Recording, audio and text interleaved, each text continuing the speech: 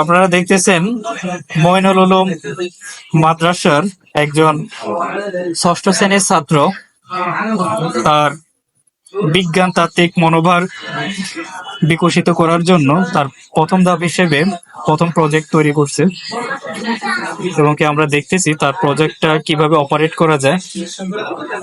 দেখুন কিভাবে কলম এবং বোতলের ঢাকনা দিয়ে সে কিভাবে একটা মাটি কাটার যন্ত্র তৈরি করলো। দেখুন একটা মাটি কাটার যন্ত্রের যত রকম করা যায়, যতভাবে অপারেট করা যায়, সবকিছু এটার মধ্যে বিদ্যমান। দেখুন এই যে এভাবে মাটি নিতে পারবে,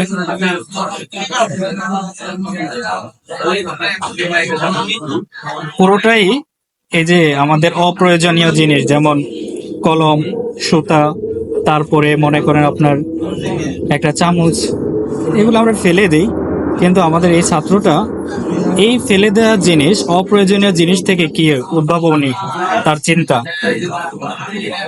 তার জন্য দোয়া করবেন আপনারা, সে যেন ভবিষ্যতে এরকম আরো নতুনত্ব নিয়ে আসতে পারে, নতুন নতুন প্রজেক্ট তৈরি করতে পারে। দেখুন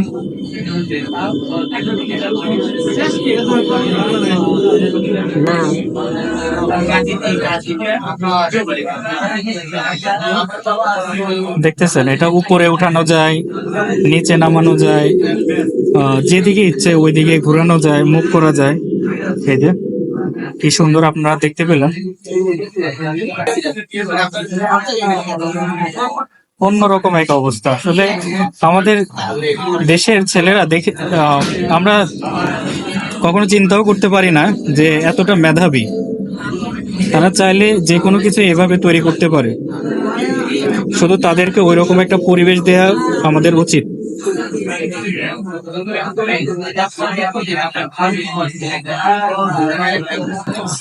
অনেক ভালো, অনেক ভালো, তুমি ভবিষ্যতে আরো ভালো কিছু করবে এই প্রত্যাশা রেখে আজকে এটা এখানে শেষ করতেছি। আপনারা ওর জন্য সবাই দোয়া করবেন। আচ্ছা, আসসালামু আলাইকুম।